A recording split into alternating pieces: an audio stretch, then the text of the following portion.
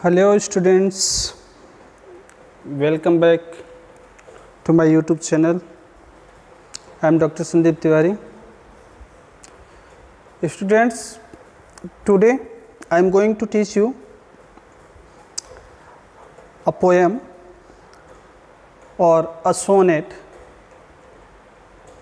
that is, the world is too much with us.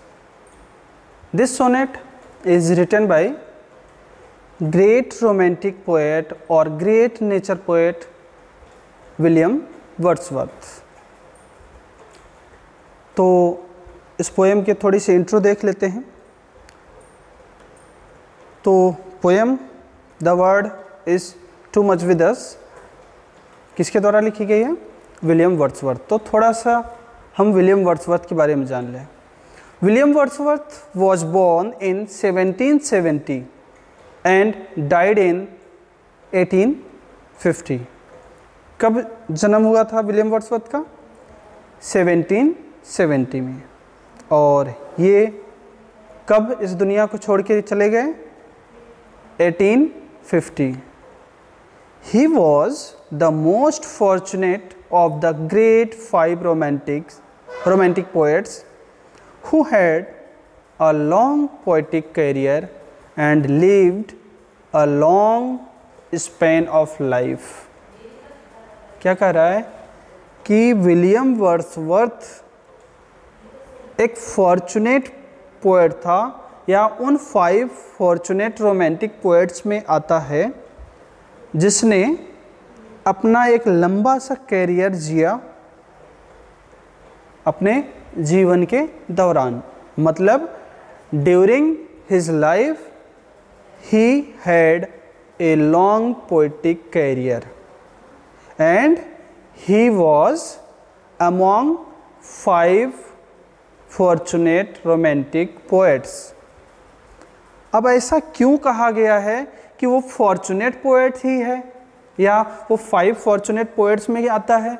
तो बच्चों, जब मैं आपको रोमांटिक एज पढ़ा रहा था तो मैंने वहाँ आपको बताया था कि रोमांटिक एज में 2 तरह के पोएट्स पाए गए, या 2 तरह के पोएट्स थे।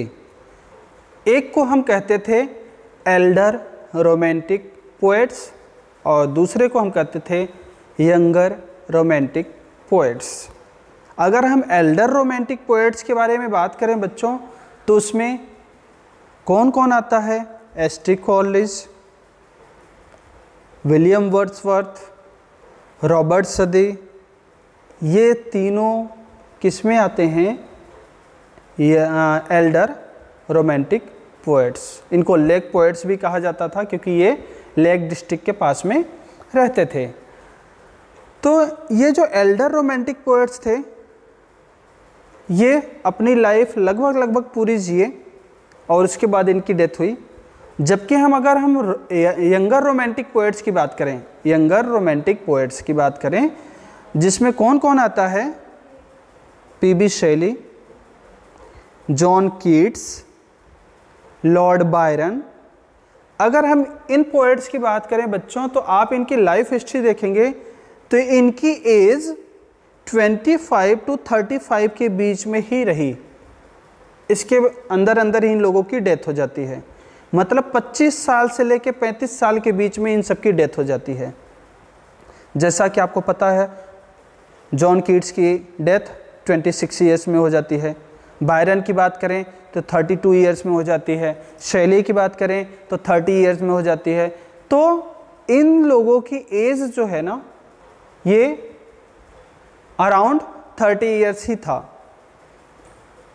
तो आप ये देखो, इसीलिए विलियम वर्ड्सवर्थ को क्या कहा गया? वो फॉर्चुनेट पोएट है, रोमांटिक पोएट है। क्यों? क्योंकि आप देख रहे हो स्क्रीन पे आपको दिख रहा है 1770 to 1850। It means about 80 years, पूरे 80 साल ये अपनी ज़िंदगी जीता है। जबकि बाद वालों की एज आपने देखा 30 साल के आसपास की इनकी डेथ हो जाती है। तो ये फॉर्चुनेट इस वजह से हुआ।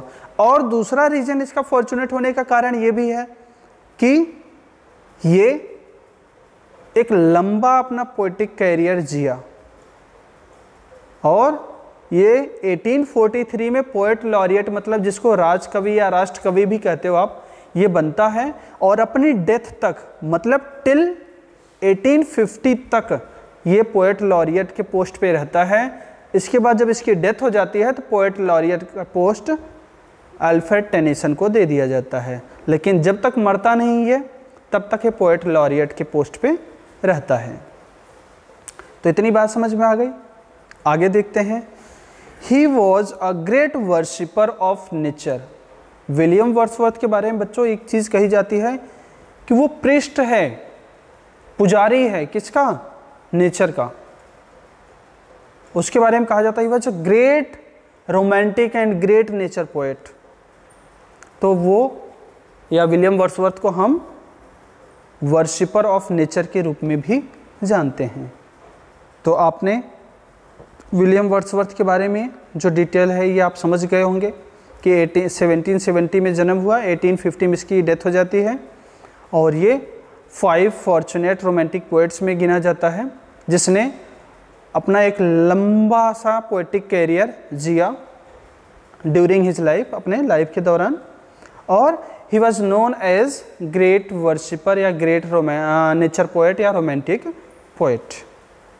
ओके बच्चों, तो ये पोएट के बारे में थोड़ा सा इंट्रो था। अब थोड़ी सी जानकारी हम पोएम के बारे में ले लेते हैं कि ये जो पोएम है the word is to much with अस, किस टाइप की पोएम है, क्या इसमें पर्टिकुलर चीज़ें हैं, तो देखते हैं। इन दिस पोएम ही कौन है यहाँ? William Wordsworth poet. Laments, laments मतलब क्या हो गया? रोना, वीप या अपने सैडनेस को एक्सप्रेस करना, दुख को व्यक्त करना। That human beings have become more attached to material things. क्या कह रहा है कि इस पोएम में पोएट लेमेंट कर रहा है, रो रहा है या सैडनेस दिखा रहा है किसके ऊपर? कि आज का जो मानव है ना, human beings, they are totally attached to material things. वो आज का मानव जो है मटेरियलिज्म की तरफ बढ़ता जा रहा है, भौतिकतावादी संसार की तरफ बढ़ता जा रहा है और भौतिक चीज़ों के प्रति उसका लगाव बढ़ता जा रहा है। जैसे कि घर में पंखा है तो कूलर की चाह रख रहा है, कूलर मंगा लिया, कूलर आ गया तो उसके मन में एसी की चाह हो गई, एसी मंगा ली। घर में बाइक है तो कार ले आया। तो ये सारी चीज़ें क्या है बच्चों? मटेरियल थिंग्स हैं। मतलब आप भौतिकतावादी संसार की तरफ जुड़ते जाओ या उसकी तरफ खिंचते जाओ। ऐसे नेचर पे या ऐसे बिहेवियर पे वो लेमेंट करता है या सैडनेस शो करता है। कौन? पोएट। कौन है पोएट? William Wordsworth. तो आपको समझ में आ गया होगा कि इस पोएम में वो किस बारे में बात करने जा रहा है कि आज का जो ह्यूमन बीइंग है जो मटेरियलिस्टिक वर्ड की तरफ या मटेरियल थिंग्स की तरफ जो है अटैच होता जा रहा है, उसके ऊपर वो बात करता है। He expresses his deep concern over people's growing love for worldly things.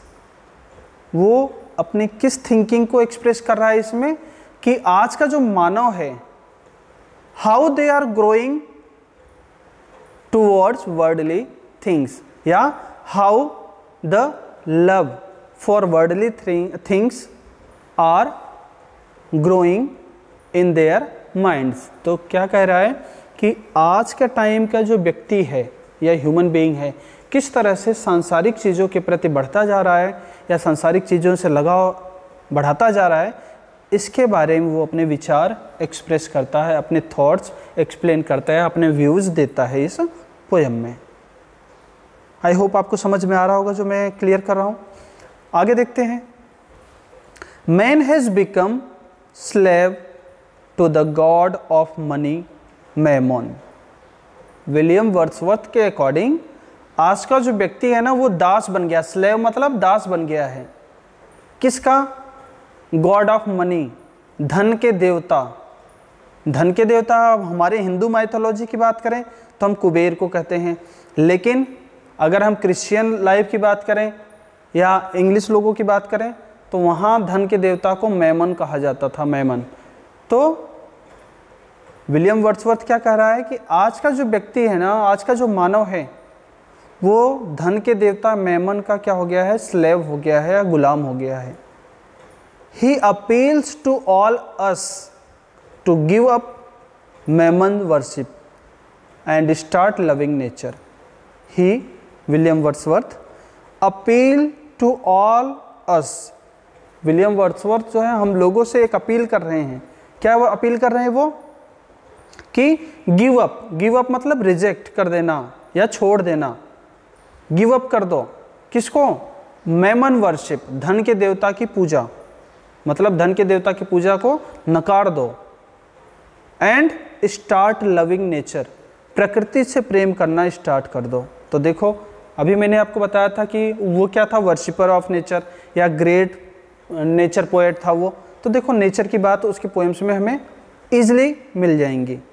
तो देखिए क्या कह रहा है कि वो कहता है कि मैमन वर्शिप को छोड़ दो और नेचर से लव करना स्टार्ट कर दो। तो ऐसी बात उस पोएट ने या विलियम वर्ड्सवर्थ ने अपनी इस पोएम में की है। अब थोड़ा सा इस पोएम के फॉर्म को देख लें, किस टाइप की पोएम है ये। तो the word is too much with us is a sonnet written in iambic pentameter. तो ये जो पोएम है ये क्या है, एक टाइप की सोनेट है।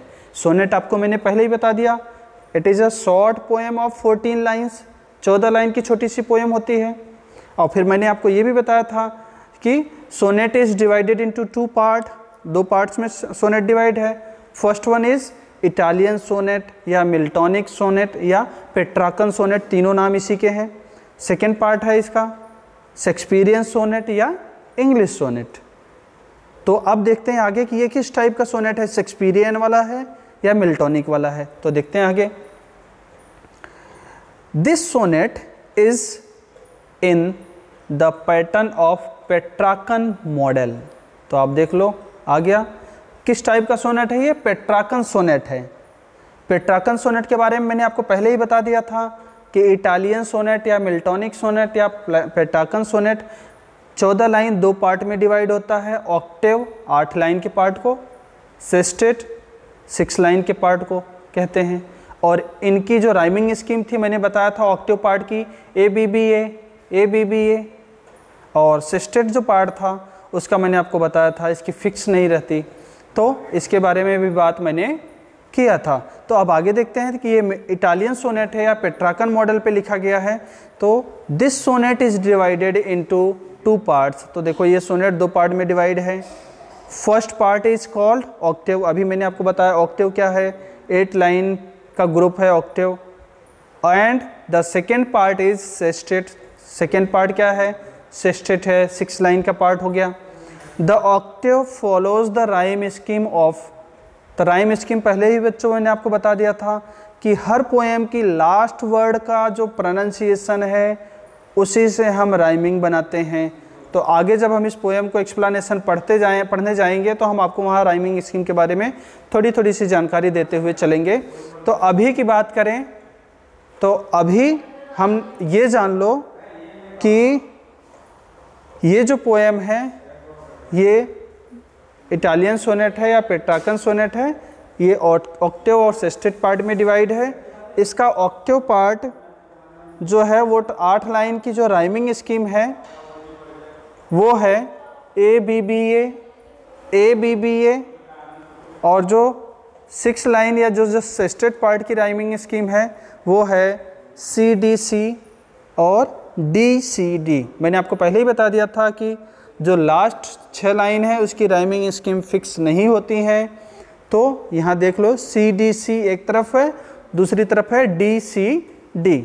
तो बच्चों आज हमने थोड़ी सी बेसिक चीज़ें पढ़ी हैं, थोड़ी सी इंट्रोडक्शन पढ़ा है किसका, विलियम वर्ड्सवर्थ का, और उसकी ये पोएम है the word is to much with अस, इसके बारे में भी पढ़ा है किस प्रकार की पोएम है और इसमें किसके किसके बारे में बात की गई है। तो आई होप आपको समझ में आ गया होगा। आप इतनी जानकारी ले लीजिए, इतनी बातें समझ लीजिए और इसको अपने माइंड में सेट कर लीजिए। कल से हम इस पोएम की एक्सप्लेनेशन पढ़ना स्टार्ट करेंगे। सो आज के लिए इतना ही। Thank you so much.